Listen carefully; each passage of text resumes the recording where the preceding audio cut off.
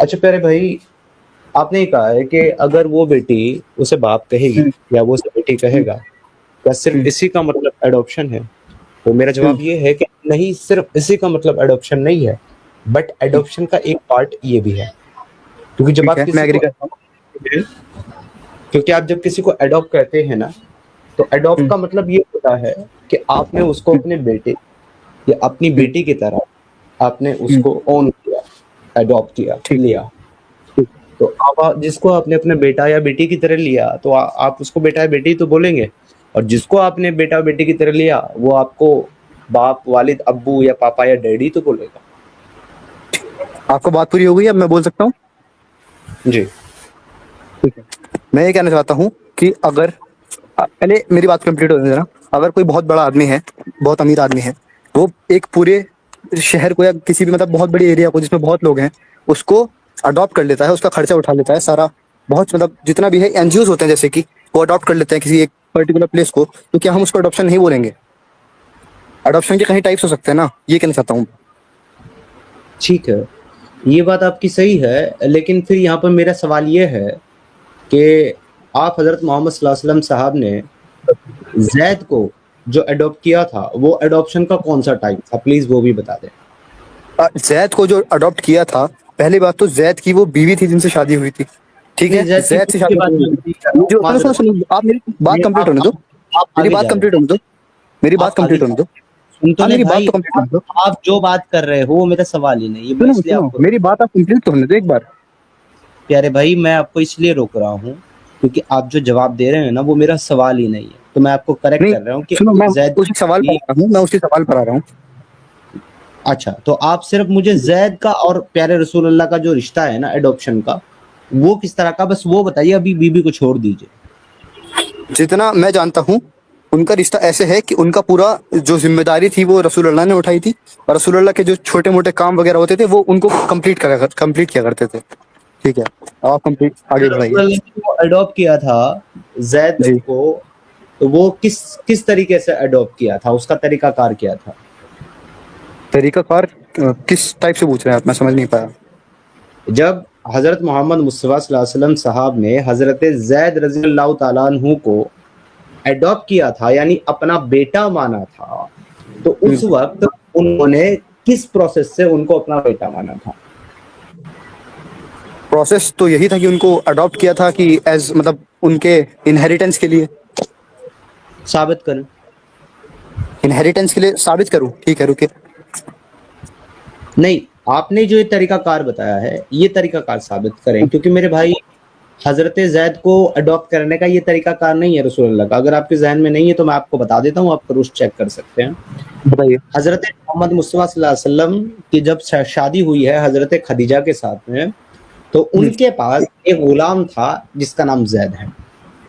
ठीक है। उन्होंने वो गुलाम जो है हज़रत मोहम्मद साहब को तोहफे में दिया शादी के बाद, और हम्म, मोहम्मद साहब ने उसको अपने साथ रखा, और उनसे ऐसी मोहब्बत और रग़बत हो गई आप सल्लल्लाहु अलैहि वसल्लम को, क्योंकि ज़ैद पहले जो है यहूदी कबीले से थे और उनको तौरात का इल्म था, और वो तौरात यानी कि हिब्रू जो है वो लैंग्वेज वो पढ़ना और लिखना जानते थे।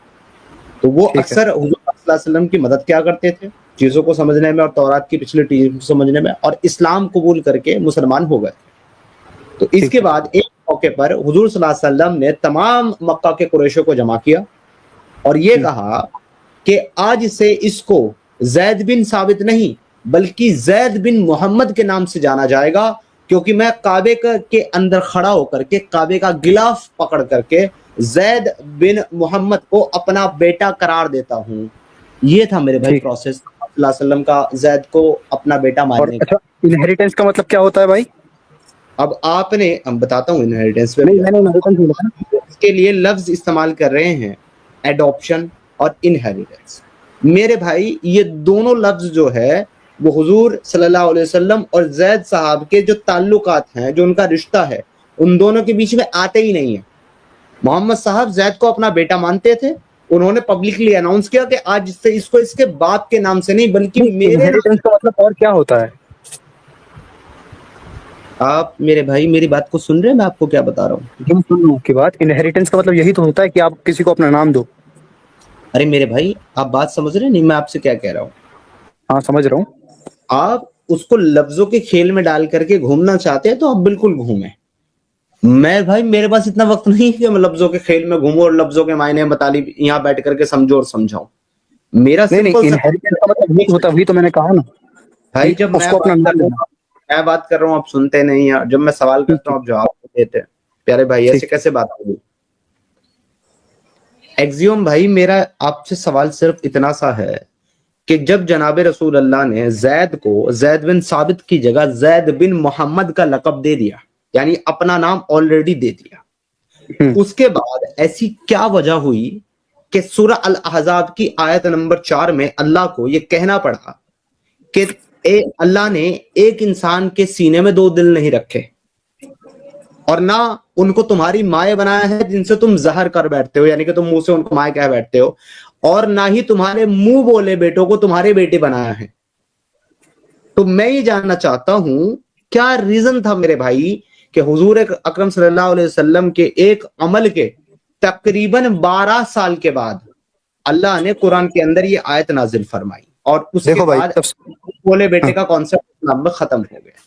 ठीक ठीक ठीक। अब मैं बोलूं, जी, मैं आपसे एक बात पूछना चाहूंगा, जनरली मैं उसी पे आऊंगा आपके क्वेश्चन पे। रसूलुल्लाह की कितनी बीवियां थी? क्या ये हमारे टॉपिक से रिलेटेड सवाल है? जी जी बिल्कुल बिल्कुल, उधर ही आएगा, आप टेंशन मत लो, आप जवाब दो। मैं जो जवाब दूंगा वो आप ऑब्जर्व नहीं कर पाएंगे, आई मीन पचा नहीं पाएंगे एक आप उसको। प्लीज प्लीज, एक बार 47। 47, ठीक है, मान लिया 47 अभी आपके उसके लिए। कुरान में कितनों की इजाजत है? किसके लिए? कुरान और हदीस में कितनी बीवियों की इजाजत है? किसके लिए? किसी के भी लिए। नहीं, रसूल अल्लाह के लिए और मुसलमानों के लिए मुख्तलिफ इजाजतें कुरान में मौजूद हैं। सूरह अल प्रूफ कर अहज़ाब सकते की हैं आप? आयत 50 जब आप पढ़ेंगे तो आपको पता चलेगा कि हुजूर के लिए जो इजाजतें मौजूद हैं कुरान के अंदर वो आम मुसलमानों के लिए नहीं है, आम मुसलमानों के लिए उससे नहीं नहीं नहीं, मुख्तलिफ है। इस चीज से रिलेटेड, बीवियों से रिलेटेड जो आप बोल रहे हो, इस चीज को प्रूफ कर सकते हो? हाँ मेरे भाई, आप साबित कर सकते हैं कि कितनी बीवियों की इजाजत है रसूल अल्लाह को?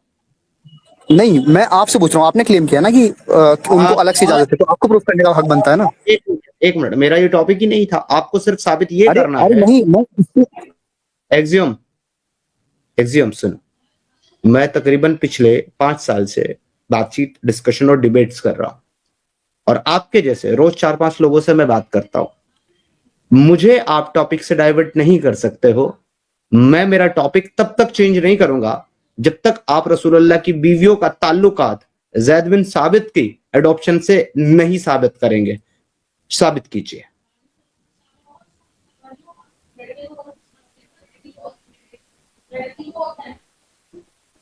एक्सियम साहब, आपकी आवाज नहीं आ रही है।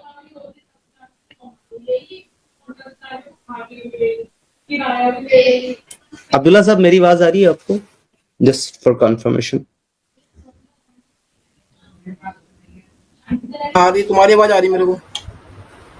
अच्छा, तो ये एक्सियम साहब की आवाज चली गई है। देखिए भाई, और चलिए, वो खुद ही चले गए।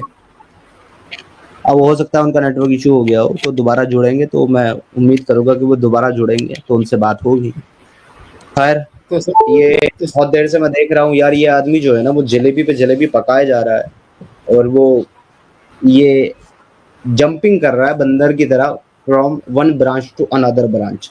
इधर से इधर जो है ना ये जंप कर रहा था, इसीलिए मैं यहाँ पर जुड़ा। मैंने कहा इसको जरा मैं पूछ लूं कि आखिर ये साबित क्या करना चाहता है, क्योंकि ये इधर से उधर भाग रहा था। और अभी देख लो, इसने फिर से वही कोशिश करी कि रसूलुल्लाह की कितनी बीवी आती और कितनी उनको इजाजत थी। बट ये टॉपिक ही नहीं है हमारा भाई। ऐसा ही बात है। वो भाग रहा था, उसके पास जवाब नहीं बचा कुछ देने के लिए, वो फंस गया, इसलिए उसे भागना ही पड़ा मजबूरी में।